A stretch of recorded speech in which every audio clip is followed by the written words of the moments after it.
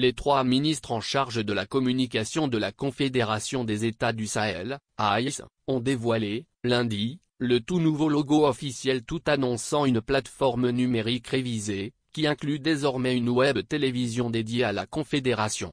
Cette présentation marque une étape significative dans l'effort de modernisation de la communication au sein de l'AIS, afin de barrer la route à la désinformation.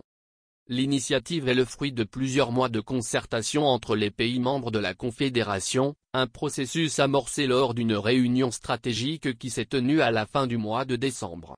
Pendant 3 jours, des experts venus des 3 nations participantes, Mali, Niger et Burkina Faso, ont travaillé d'arrache-pied pour élaborer une nouvelle identité visuelle, destinée à promouvoir une communication claire, cohérente et fédératrice. Le logo, désormais officiel, est le résultat d'un processus rigoureux de sélection. Après que chaque pays ait proposé ses propres concepts, un choix final a été fait lors du sommet des chefs d'État de la Confédération à Niamey, au Niger. Ce logo représente un cercle central, accompagné de la mention Confédération des États du Sahel inscrite sur un bandeau rouge. 3 étoiles figurent sur un bandeau vert, placé au-dessus d'un majestueux baobab, entouré d'une foule symbolisant l'unité des peuples sahéliens. Les 3 étoiles, selon les responsables, symbolisent les pays membres de l'AIS, tandis que le baobab incarne la force et la résilience des peuples sahéliens. La devise un espace, un peuple, un destin a également été retenue. Une nouvelle plateforme numérique pour la Confédération AIS.